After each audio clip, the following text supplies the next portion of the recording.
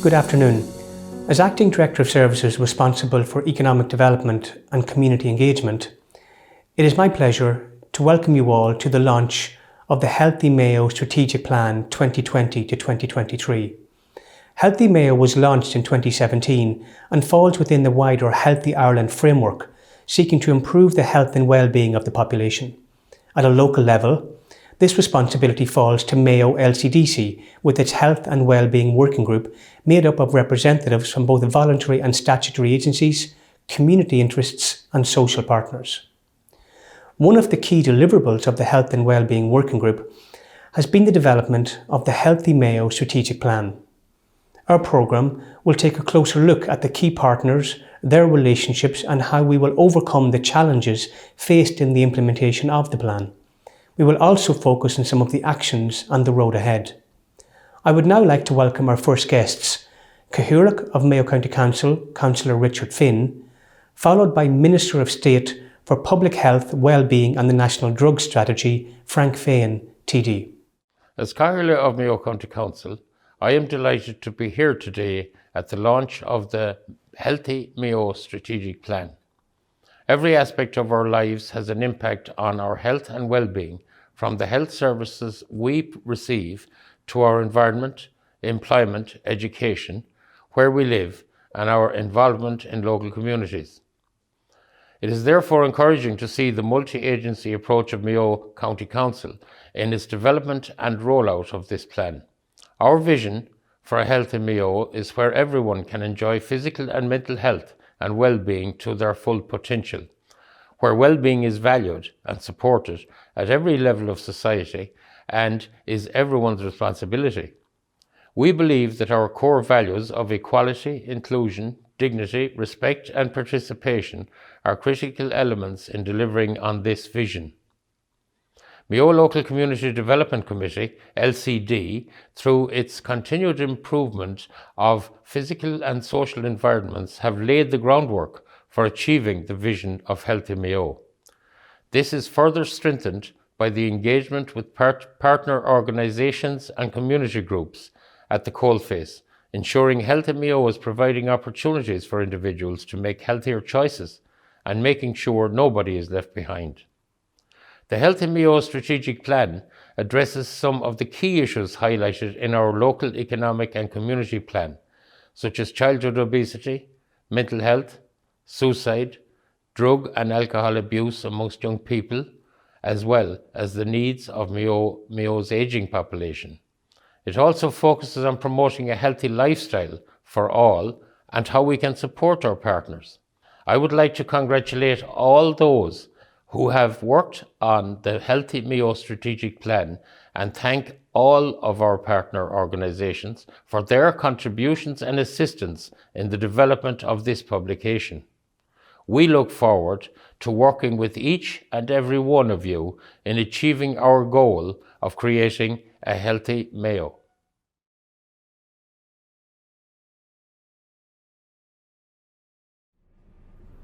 Ladies and gentlemen, I'm delighted to be with you today to mark the launch of the Healthy Mayo Strategic Plan. I would like to thank Elmert Peters, Healthy Mayo Coordinator, Councillor Richard Finn, Cathaoirleach, Mayo County Council, Peter Duggan, Interim Chief Executive Mayo County Council, for the kind invitation to share this special occasion with you today. Recent times have been unlike any other, and the challenges of the last year have seen the issues of health and well-being being prioritised like never before. The aim of Healthy Ireland is to ensure that everyone gets the opportunity to live a long, happy and healthy life, and to make Ireland a healthier place to live, work, play and age in. We want to empower every person to improve their own health and well-being, to support them to make healthy choices and to make the healthy choice the easy choice. Good health and well-being is a product of so many factors and requires every individual and sector of society to be involved. It requires collaboration across public, private, community and voluntary sector organisations and empowering them to work together to bring about lasting change. Collaboration is the cornerstone of Healthy Ireland. All sectors working in partnership to achieve a common goal is key to cultivating change. This plan, with its focus on collaboration and partnership, shows a real commitment to making that happen.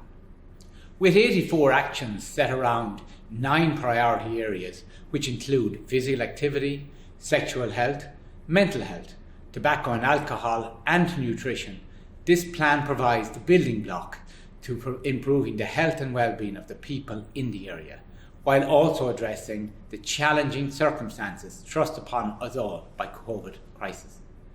This past year has seen a resilience challenge like never before, and looking after your health and well-being is a vital part of developing and promoting resilience.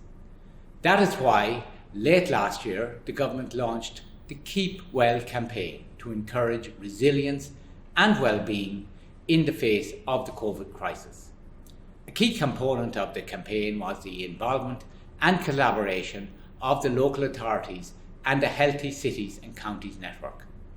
I wish to thank and acknowledge Healthy Mayo and Mayo LCDC and County Council and Mayo Local Sports Partnership for all the work and time they have given to this campaign and a huge amount of initiatives that they have facilitated to help the people of Mayo to keep well at this time. The past year has amplified the importance of healthy workplaces and the importance of looking after health and well-being of staff. I am delighted to note the action area around staff health and well-being in this plan. Workplaces have changed so much in the last year, with many having had to change how they run their day-to-day business and with many now working remotely. This is a key area to helping promote well-being. And my department will be launching our Healthy Workplaces framework later this year, which will provide a roadmap and structures for making our workplaces better and healthier places to work.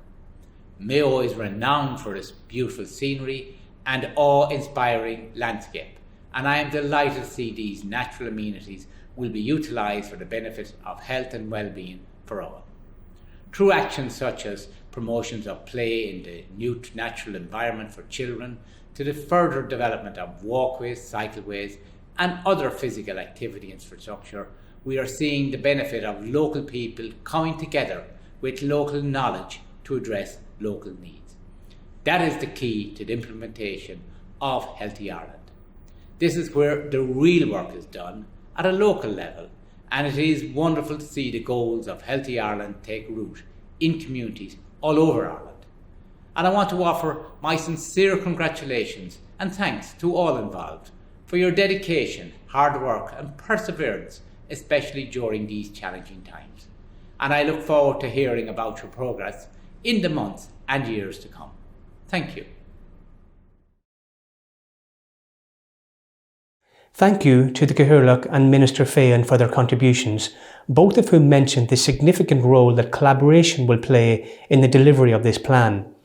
Here to tell us more about the specifics of the plan regarding its development and implementation is Mayo County Council's Healthy Mayo Coordinator, Elmer Petersey. Following Elmer, we have a panel discussion with some of our key partners and interviews showcasing some of the actions highlighted in the plan. As Healthy Mayo Coordinator, I'm immensely proud of all the hard work that's gone into making the Healthy Mayo Strategic Plan a reality. Improving the health and well-being of the county is written up as a key theme in Mayo LCDC's Local Economic and Community Plan. The Healthy Mayo Strategic Plan builds on that commitment and provides us with a detailed roadmap of actions over the coming years. During the pandemic, we've seen vulnerable groups disproportionately affected by COVID-19 as a result of health inequalities. The Healthy Mayo Strategic Plan seeks to create socio-economic environments that promote healthy living by looking at the broader social determinants of health, where people are born, where they grow, live and work. And to this end, the plan draws from the actions of 16 local and national strategic documents. From the outset, we knew that stakeholder engagement would be key and an essential part of the plan's implementation. And thus we entered into a robust consultation process consisting of individual meetings, workshop days, and online surveys. This has led to bottom-up actions promoting inclusion with community focus and highlighting the importance of interagency and collaborative work. The plan is being delivered over a 4-year period and include action plans focusing on 7 key priority areas, namely physical activity, mental health, nutrition, sexual health, tobacco and alcohol, spaces and places, and finally, community engagement. These action plans identify the outputs, key performance indicators, and timeline of implementation, as well as the lead and partner organizations. More than 50 partner organizations are involved with the delivery of the plan, underscoring our society-wide approach, which is essential for the systematic changes needed to improve health and well-being. The plan also includes a detailed appendix section covering the profile of the county, complete with age profiles, deprivation index, and information on all the electoral divisions, with the latest data supplied from the CSO.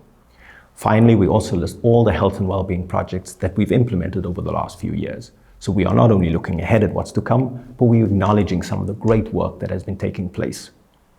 The implementation of these action plans would not be possible without funding. The Healthy Island Fund, supported by the Department of Health and the Department of Children and Youth Affairs, has been instrumental in delivering on health and well-being initiatives in Mayo, and will continue to play a key role in the delivery of the objectives set out in the Healthy Mayo Strategic Plan. But the plan can also be supported through other community funding schemes, as well as annual funding available to partner organizations. A healthy population is essential to allow people to live to their full potential, and at no point in our time has that been more evident than during the pandemic. And as we emerge from COVID-19, the Healthy Mayo Strategic Plan is Mayo County Council's commitment to the people and communities of Mayo to inform them, empower them, and to create an environment where every individual and sector of society can play their part in achieving a healthy Mayo. Okay, so thank you all, and you're very welcome now to the panel discussion part of the launch of the Healthy Mayo Strategic Plan 2020 to 2023. My name is John McGee. I'm currently the Acting Director of Community Engagement and Economic Development with Mayo County Council, and I'm delighted to be chairing this discussion panel now for the next 15 or 20 minutes, where we're going to talk about what's happening on the ground in some sense of the bigger picture also. I'm joined by two people, and I'm going to ask them to introduce themselves and to tell us a little bit about their work. But before they do that, just from a Mayo County Council perspective, you will have heard from our Cahullic and others earlier on, and from Elmer in relation to the work that has gone into the background behind this Healthy Mayo Strategic Plan. But Mayo County Council have been working extremely closely all the way through, not just in putting the plan together, but over the past period of time and into the future, working very closely with the HSE and with the Children and Young Person Services Committee in relation to delivering on all of the actions included in the Healthy Mayo Strategic Plan. I mentioned those two agencies not because I absolutely acknowledge that there's a wide range of stakeholders and partners and organisations at the local level that have a very significant role to play in relation to delivering on this plan. But certainly in terms of SIPSIC and the HSE, they're very kind of key agencies and partner bodies in terms of working with us. And from a Mayo County Council perspective, obviously you'll be familiar with the work of the LCDC, and that provides some strategic overview in relation to the work of Healthy Ireland.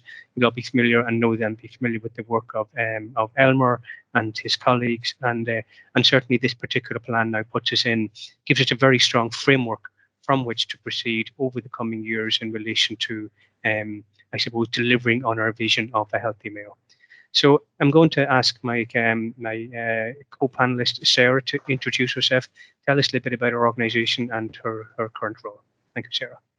Thank you very much, John. And first of all, absolutely delighted to be here and be part of the panelists here today on a great occasion, the launch of Healthy Mayo.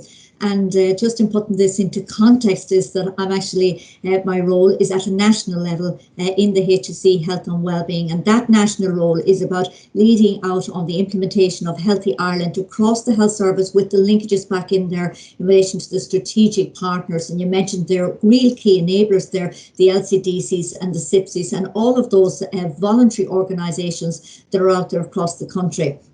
So reflecting back on this, and where are we coming from today in relation to Healthy Ireland? Well, Healthy Ireland was first rooted there and in 2013, being the Healthy Ireland framework that was launched by government. And that's a framework taking us up into 2025. And government launched that framework known as the National Strategy for Health and Wellbeing because of the concern that was there at the growing increases of basically chronic conditions and chronic disease across our population.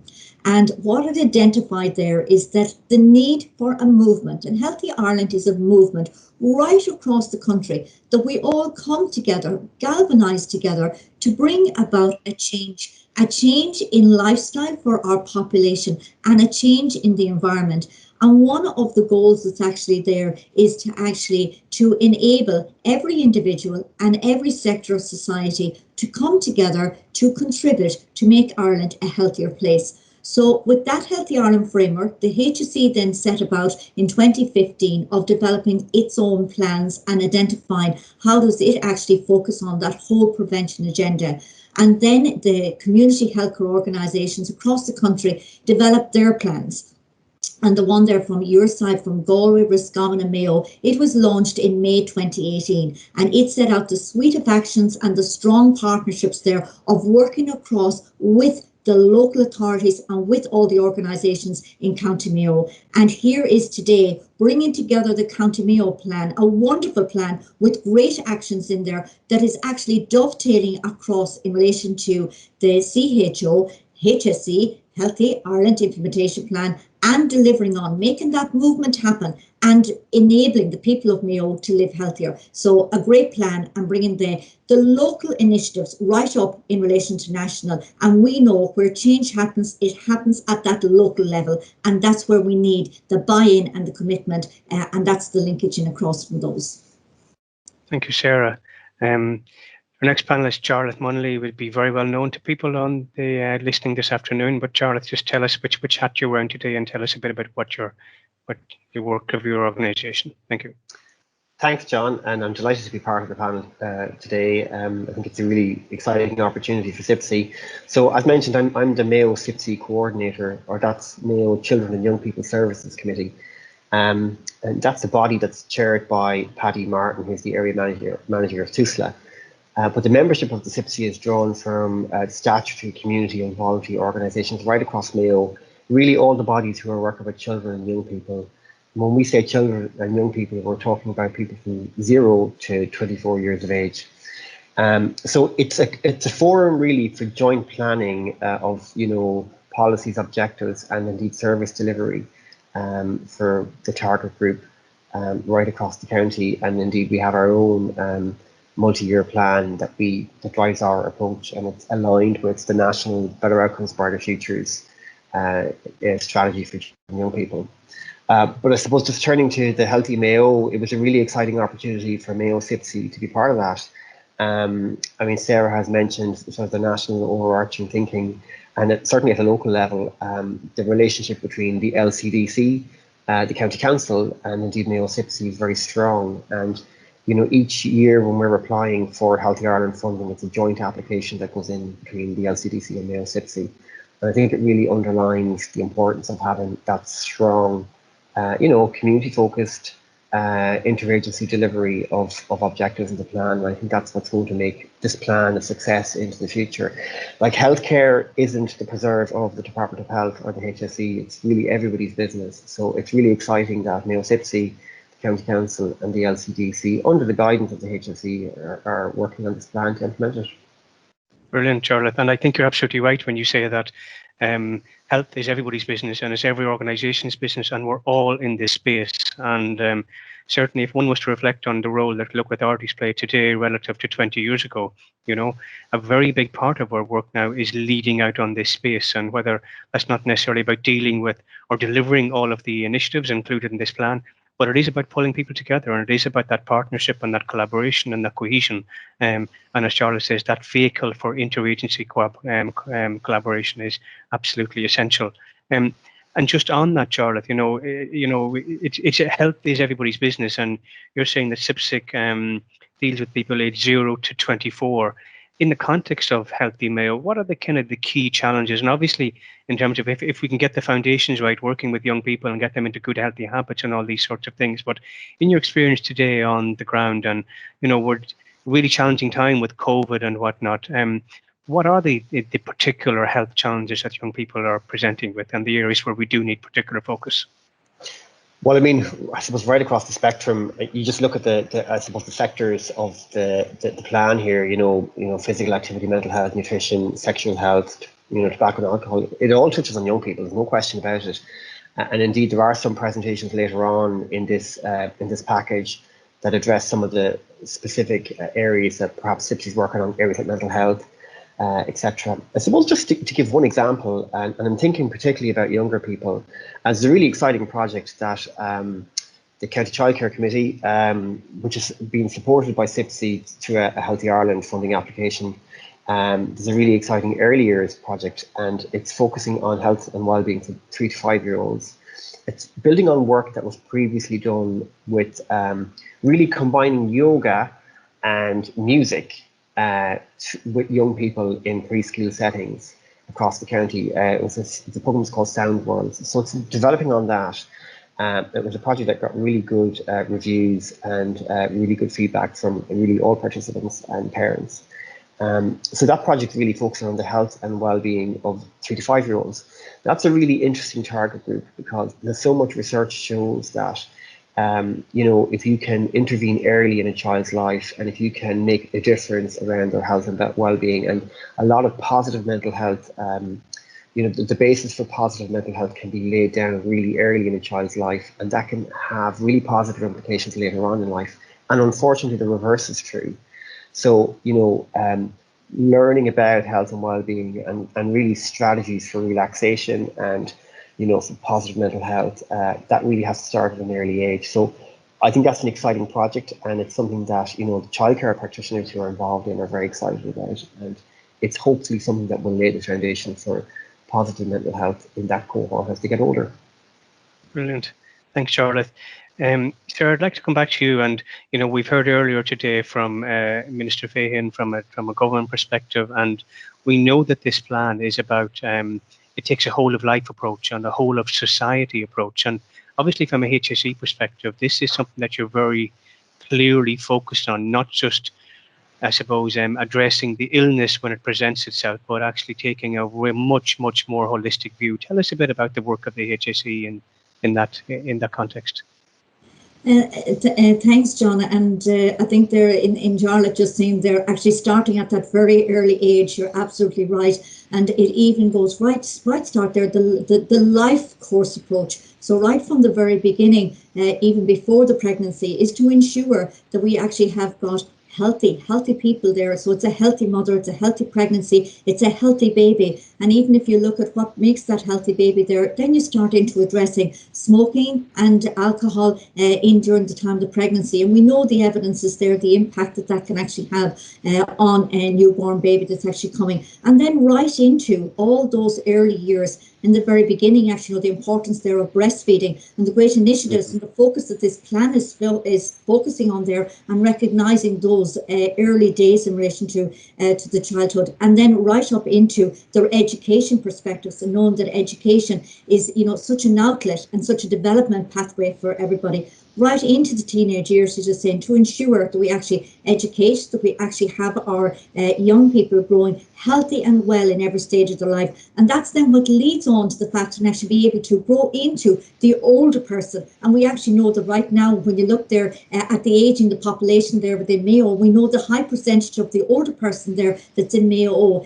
It's important that we actually do have people that grow healthy, grow into that older age, and can actually enjoy life to its full potential and be absent from that from disease and pain and chronic conditions as they grow older. So it's building the environment to make the healthy choice the easy choice. And this is where the whole piece comes from Healthy Ireland, is identifying the risks that are there to our health. And the plan is very nicely lays out there. It looks at the 6 priority areas that are there. It looks at the risk factors, the tobacco, the alcohol, looking at the mental health in relation to those. But what it also brings in is about places and spaces, because this is about creating the environment so that we actually can cycle, we can walk, we can actually have healthy eating opportunities. So it's that twin prong approach all the time. Make the healthy choice the easy choice, have the healthy environment, have the good education, have the great environment, the play, the activity, and build and nurture our population, so that then Mayo as a county then benefits, because it actually retains its population. It brings employment into its country, into its county, and because that's where that whole economic good comes from, because the healthier your population is, the greater the economic development is there into it. And the LECPs, the local economic community development plans, clearly identify that, because even everything is linked. Even if you look at reducing the amount of smoking in the population, reduces absenteeism, 6,000 deaths in Ireland every year from smoking. But then even think of the dirt coming from the cigarette butts, the cost that there is in actually cleaning up the environment. So, and you link that along, same thing in relation to alcohol. So they're all entwined in together, and that's where we can all have a win-win. Yeah, I couldn't agree more. And I can't help but think, when I look through the Healthy Mayo plan, and I think of all the organisations involved and all the agencies involved, and we talk a lot in Mayo about creating, about the quality of life. And quality of life is hugely important, not just from an economic perspective, but also in the context of an environment and a place where people want to live, and that sense of place and creating that. And for me, well-being and health are so intrinsic to that, and an understanding of that, and all of the organisations and agencies being involved. And it struck me just reading through the document of the huge breadth of organisations that are actually involved, from the local development sector, and I see South West Mayo, Mayo North East. I see third level sector, GMIT having a role. I see work being done by the West Regional Drugs and Alcohol Task Force. I see a huge amount that's happening from various Mayo County Council sections and directorates, whether that's sports or whether it's tourism or whether it's outdoors, trails,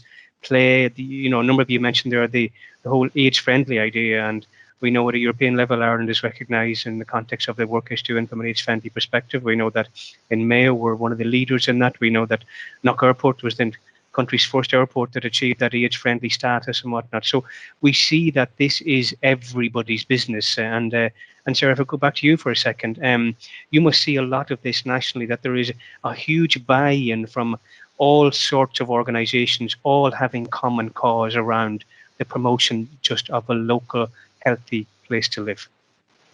Absolutely, John, and I suppose it's that Healthy Ireland, it actually is a great movement across the country there. But the one thing we'll say is, while COVID actually has done such damage across to our country, but there's also some things that COVID have actually got us to realise ourselves. Sometimes, the values, and also the fact in relation to like rural areas and what we actually need to be doing in relation to developing rural areas. We also identify the challenges that there are in cities and large populations. But one thing that really struck me there was the coming together there of when COVID kicked in here last March, the role that the local authorities played there through the local community forums, the local community call centres, the galvanising, as you said, of all of those organisations. And it clearly put into a very practical demonstration way, health and care was everybody's business. And it shows that there is no divide between the healthcare giving, as you call the healthcare professionals, and the people there in all our organisations, local authorities. And it definitely showed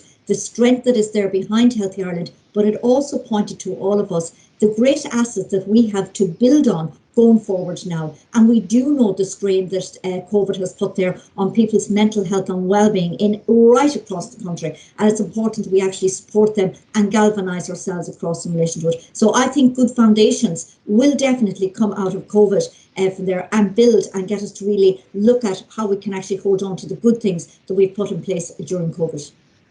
Yeah, and I think that all of us as organisations, and I know we as a local authority, have had to become way more aware of the well-being of our own staff, and all of us as organisations have had that particular challenge, because the transition to COVID, it has brought a lot of pressures to bear on people. It's brought a huge degree of psychological stress at times. There's been dealing with caring issues at home. There's been homeschooling. There's been, the people feeling disconnected from the workplace, people feeling disconnected from colleagues, and all sorts of dynamics and issues and whatnot. And again, that brings me back, Jarlath. I'm particularly conscious in that context. It has come up a number of times at our community response forum and other discussions about the particular challenges of engaging young people and the particular challenges of hearing the young person's voice. And we have a Mayo Corn and Og, and we give them every opportunity. But what do we need to be doing just by way of hearing loudly and clearly what young people and the challenges that they are facing? Yeah, no, I think that's a really important point to make, and I think it's young person's voice has to be prominent in all of this decision making.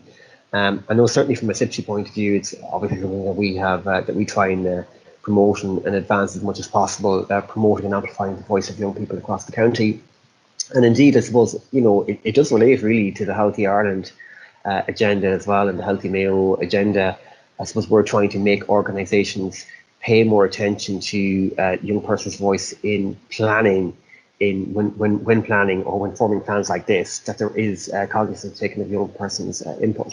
And I suppose, on the spaces and places side of things, County Mayo is involved in the development of its Mayo County Development Plan at the moment, and we ran a really positive session with the Mayo Court and Ogue and the planning section of Mayo County Council using Zoom, and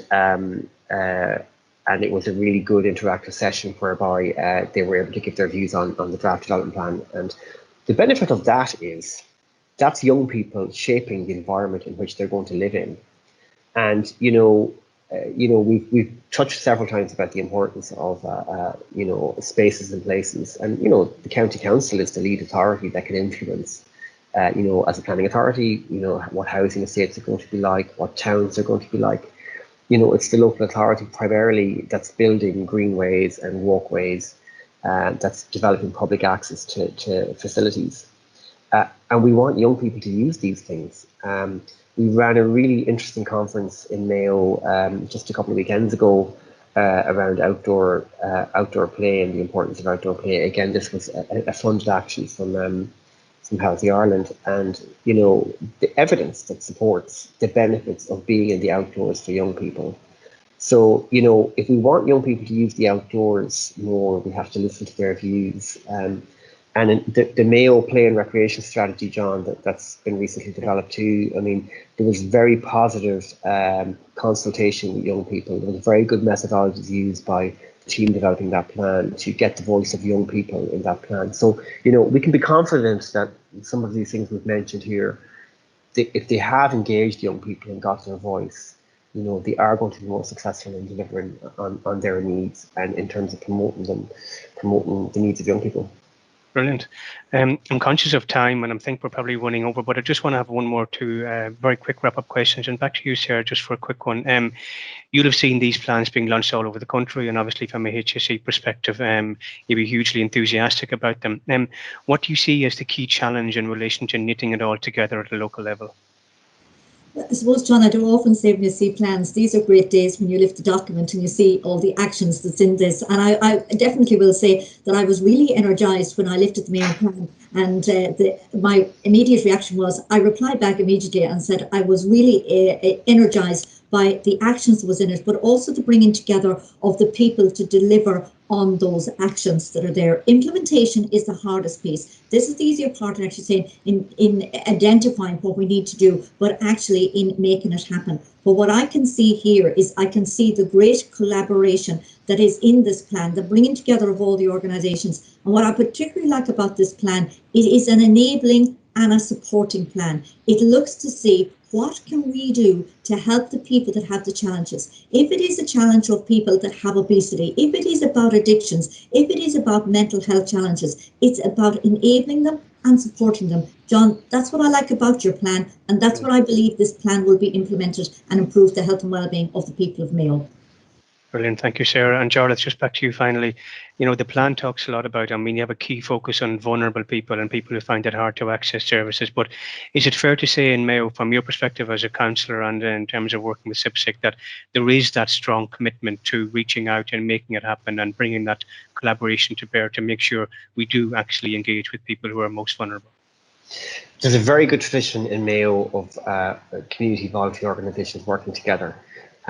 And working with the statutory bodies, and that does not exist, I think, in every part of the county or every part of the country. And there is further improvement that needs to happen in Mayo, but that close working relationship between the community and voluntary and the statutory agencies like the HSE and the County Council is such a huge help. And I think by using that approach, you can identify the vulnerable groups, the gaps, the people who need additional support. So I think if we can continue on in that vein, the likelihood of success in the implementation of this plan is good. Yeah, I couldn't agree more. And certainly from a local authority perspective, from a council perspective, I as a director and, I speak on behalf of the management team, there is a whole of organisation buy-in to this plan and to the whole area of of well-being and health generally. And we have a very significant, I think, mission and vision in terms of a healthy Mayo and what we want to achieve in that regard. And again, I thank Elmer and his team and everybody that's been involved in putting this plan together and getting to this point. And now we're just going to show you a short video highlighting some of the actions contained in the plan.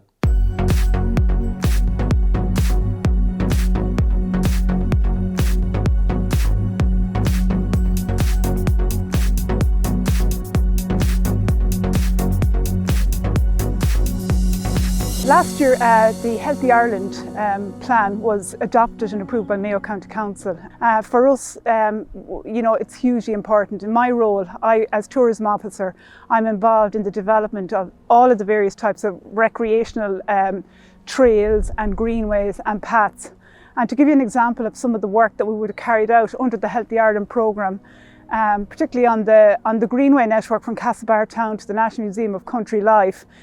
We've done some improvement works there by way of putting in additional rest areas and seating areas, kilometre markers. So basically when you're taking your walk or your stroll along that greenway or your cycle along that greenway, you can see when you hit a kilometre milestone. So our plan, as part of that plan going forward, is to really enhance the quality of the experience of all of the trails here in the county. We want to do much more of that, put in a lot more distance kilometres, a lot more rest areas, improve our path network. We see it as an ambitious plan, and it's very much a roadmap for us in terms of delivering a quality product for the county. Here in Mayo Mental Health Association, we're delighted to be involved in the Healthy Mayo Strategic Plan launch. Mayo Mental Health Association and Mindspace Mayo, which are two local organisations based here in Castlebar, are key stakeholders involved in the Mind Out programme.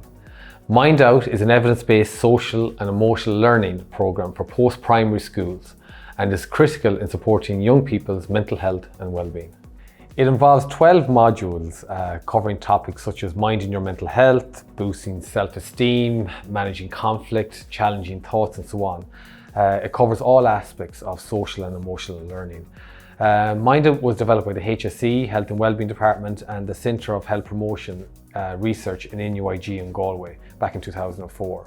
Currently, we are running the programme in Foxford, Ballinrobe, Ball, Claremorris, Louisburg and St Tiernan's in Crossmolina.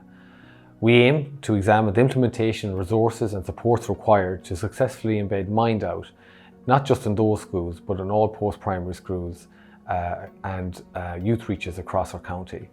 The recent changes due to COVID in our home life, community and our schools environment has had major impacts on the way we engage and connect with each other. By beginning to embed this evidence-based programme in our schools, we feel we can continue to provide specific skills and tools for younger people to be better able to support their own mental health and well-being in the future. And that has always been our goal here within our own organisation, and to support the schools here in Mayo. And we've been doing it for maybe the last 8 years. So it's critical to ensure that the rollout of Mind Out is a success to all our schools. Southwest Mayo Development Company and the Western Region Drug and Alcohol Task Force are absolutely delighted to be part of the Healthy Mayo Strategic Plan. Our work is focused at this minute in time on the Planet Youth project here in County Mayo that was brought in by the Western Region Drug and Alcohol Task Force and supported by Southwest Mayo Development Company, CIPSI, the HSE, TUSLA and Mayo County Council. The project is a primary prevention evidence-based project that was developed in Iceland to support the well-being of young people. In Iceland, they had the highest rates of substance use amongst young people 20 years ago, and over that 20-year period, they've reduced substance use levels from the highest in Europe to the lowest. And they've done that through a series of primary prevention measures that are evidence-based. We've brought this project into County Mayo with the focus of supporting the well-being of young people in the county, and really looking forward to the actions around it. It's overseen by a county steering committee that is multi-agency, and at this minute in time we're working on the development of a county report that will detail what life is like for young people in Mayo. This will be based on findings from a county-wide survey we carried out in December 2020 for all young people in Mayo aged between 15 and 16. We're also at this point working on school reports. So each school that engaged in the in the Planet Youth Survey, and all 26 post-primary schools in the county did, along with the 3 Reach Centres. All those that did will get an individual school report once that over 23 students take part in the survey. This is all made possible through Healthy Ireland funding that we're lucky to receive, and that funding will go towards those reports and those videos to bring this information to light and to support that information reach organisations throughout the county to support the well-being of young people in Mayo. And with that, I'd just like to wish everybody the very best of luck with the launch of the Healthy Mayo Strategic Plan. All of us in Mayo Sports Partnership are delighted to be involved in the new Healthy Mayo strategy. Since 2017, we've been involved in many initiatives in strands 1, 2 and 3 of the funding, and some of these have included a sports equipment library for the county. We've been able to purchase equipment across all sports and be able to loan it out to communities across the county, including if communities are running events or maybe runs like that, we have a sports equipment arch, generator, and that communities can loan out, time and clock and that. So on top of that, we've also had a girls active program in schools across the county. We've worked with older adults in their Go for Life games in many communities across the county, and also working with people with disabilities in Learn to Cycle programs and also sports ability days. So it has a huge impact across the county in delivering opportunities to those groups of the population that maybe don't get a chance, and it has enhanced our plans in our strategy, and we're delighted to work with Elmer, who is the coordinator, and also the subcommittee. And the collaboration part of this is very important because we've been able to work with all the agencies and groups in Mayo who work in the whole health and well-being aspect in communities and groups of the population which are hard to reach. So our initiative was all about promoting outdoor play for young children. It involved a lot of collaboration, so we have an outdoor education department here in GMIT and an early childhood education department, and we both work together on this initiative. And we several aspects to this initiative. We have a conference, a very exciting conference. We have the promotion of orienteering for young children, the promotion of circus skills, and that was all about getting a healthy approach to risk-taking and movement in young children. And then we had healthy outdoor days for parents and young children. We've had to postpone those, but we've replaced them with online alternatives. And we're also running online training for primary school teachers in the sport of orienteering. So they're the main parts of our initiative. But I'm going to hand over to Mary now, my colleague, who'll tell you about our most exciting part of our initiative, which is our online conference and some of her outdoor play days. So the key actions for the outdoor play subgroup are to promote opportunities for outdoor play for children and also promote awareness to families on the importance of outdoor play. One of our key actions at the minute is a second conference that we have coming up called Leave No Stone Unskipped, and that's going to highlight how play lights up the brain, and particularly when you're outdoors. And it has to be unstructured and free play for children to benefit, and then they can engage with creativity, imagination, problem solving, all the skills we need for the 21st century. The second key action is around risky play, and we've held many workshops for parents, educators, and this is really about building children's competence and where they have an attitude of I can do it. So when children engage in risk, it's really important that they do that for themselves. Another action is around creating play spaces. So we've worked with the school in Westport to create natural willow tunnels where children can hide, and we've created some balance beams and a bridge that they can move along as well. So different spaces in the community. And then Stephen has spoken to you about orienteering. And finally, we're hoping to bring our play days back next semester. So in September, October, open up the Woodland Park area behind GMIT for children and families. Age Friendly is a movement inspired by the World Health Organization. Its intention is to improve the lives of all people as we age and to ensure that we can all grow old feeling healthier, more positive and more engaged in our community. The Age Friendly Alliance is a group of agencies and services For example, Mayo County Council, the HSE, Healthy Ireland and Garda Síochána, all working collaboratively to also ensure appropriate measures are in place under the various services that we provide to address age-friendly. In Mayo, our biggest success is that we are the only programme in the world to have an airport that has been awarded age-friendly status. This airport, of course, is Knock Airport. A project that we are working with Healthy Ireland on is Gilmartin, and we are developing a healthy placemaking plan for the town. This project will advise on how to promote healthy and active living among older population by recommending the necessary supports and services and infrastructure to have in place to make it a more age-friendly physical and social environment. People are living longer and healthier lives and are experiencing older age very differently with a very positive outlook. However, during COVID, this attitude has been slightly tainted and has been a worrying time for a lot of people.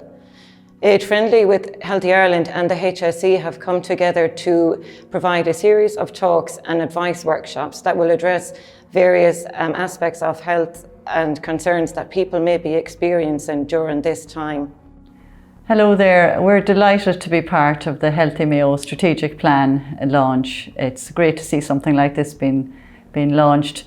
Flourish is the first social prescribing programme nationally that was funded by Healthy Ireland and the HSE, and we're delighted to be able to tell you a little bit about it because it's all about improving everyone's health and well-being. Any adult over 18 can avail of a whole service based at the Family Centre in Castlebar.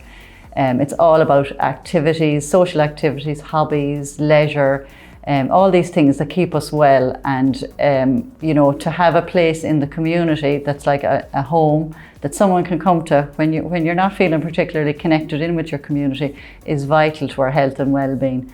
And all the research that has been done to show that things like singing and creativity and getting out in nature and exercise, all the things that Healthy Ireland would support, are very much what Flourish is all about. So it's great just to have an opportunity to thank you and to kind of, to say that this type of an investment is what's needed in all communities, because we can't do it on our own. We all think we're able to manage on our own, but when times are stressful, like at the moment, this past year, I think that's one of the big lessons for all of us, that we need each other, we need our communities, and Flourish is just one example of that has been invested in. So it's a great signal for the future, I think, for that we can connect with all the local organisations, the county councils, and that they'll support an initiative like this, which helps with social isolation, because that's what Flourish is all about. It is encouraging to see all the great work being done to support health in our communities. This plan, and indeed many of the health and wellbeing initiatives being rolled out, would not be possible without the dedication and commitment of our partner organisations, and we thank all of them for their commitment to working collaboratively for the common good. We are now joined by Interim Chief Executive of Mayo County Council, Peter Duggan, for a short message. As Interim Chief Executive of Mayo County Council, I welcome the Healthy Mayo strategic plan. Improving the quality of life for people in Mayo is a cornerstone of the vision of Mayo County Council. We are acutely aware that the health and well-being of individuals and a healthy population as a whole is our biggest resource. This plan outlines the directions and aims which we wish to achieve over the coming years. As a proud member of the Healthy Cities and Counties Network, and in accordance with the Healthy Ireland framework, the Healthy Mayo strategic plan will ensure the implementation of Healthy Ireland and its objectives. These include increasing the proportion of people who are healthy at all stages of life, reducing health inequalities, protecting the public from threats to health and well-being, and creating an environment whereby every individual can play their part in achieving a healthy society. Local communities will be empowered to achieve these goals in a sustainable way through communication with stakeholders and continued collaboration. I commend all those who have contributed to the Healthy Mayo strategic plan and would like to thank the following for their input and support. The Mayo LCDC, especially the Health and Wellbeing subgroup, for their guidance and general assistance with the direction of the plan. Deirdre Finnerty and her team in the community engagement section, particularly Elmer Patrizi, our Healthy Mayo coordinator, for his work on the project. John McGee, Acting Director of Services for Economic Development and Community Engagement, for his contribution during this launch of the plan, as well as our other guests and contributors, particularly Minister Feighan for his words of support at the top of the programme. I would also like to thank Jarlath Munnelly from Mayo CYPSC Coordinator and Sarah McCormack, HSE's National Lead for Healthy Ireland, for their valuable contributions to the panel discussion. And finally, a special word of thanks to the many groups, organisations and individuals who have participated in the consultation process. I have no doubt that this collaborative process will form the backbone in delivering on the actions set out in this plan and ultimately improve the quality of life for everyone in Mayo. Thank you, Peter, for those words of support and for underscoring Mayo County Council's commitment to the plan. The plan is available to download from our website at mayo.ie, and I urge everyone to have a read. As many of our guests have highlighted, improving health and well-being in Mayo truly is everybody's business. This ends our programme for today. I would like to thank everyone for joining us, and we look forward to seeing the success of this plan as we continue to build towards a healthy Mayo.